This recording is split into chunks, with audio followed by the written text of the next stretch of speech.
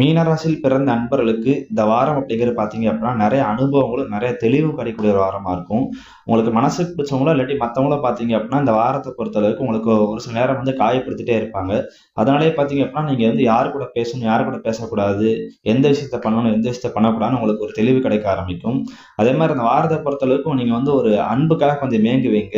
அதே இதெல்லாம் ஒரு பக்கம் இருந்தாலும், நீங்க வந்து மத்தவங்கட்ட பழகுற விதத்துல பார்த்தா ரொம்ப கவனமா இருக்கணும். ஏன்னா ஒரு சிலர் பார்த்தா உங்கள ஏமாத்துறதுக்கான வாய்ப்புகள் இந்த வாரத்த பொறுத்தளவு கொஞ்சம் அதிகமா இருக்குது.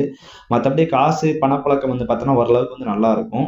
இந்த வாரம் அப்படின்னு பார்த்தோம் அப்படின்னா, நீங்க வந்து புதுசா இடம் வாங்கலாமா? இல்லாட்டி பார்த்தோன்னா ஏற்கனவே இருக்கிற வீட்ட வந்து பார்த்தோம் அப்படின்னா புதுப்பிக்கலாமா?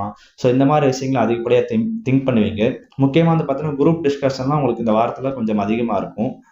இந்த வாரம் நீங்க பண்ணக்கூடாத முக்கியமான விஷயம் பார்த்தீங்க அப்படின்னா, உங்களுடைய பெர்சனல் விஷயங்கள வந்து அதிகப்படியா நீங்க யார்ட்டயும் வந்து பேச வேண்டாம்.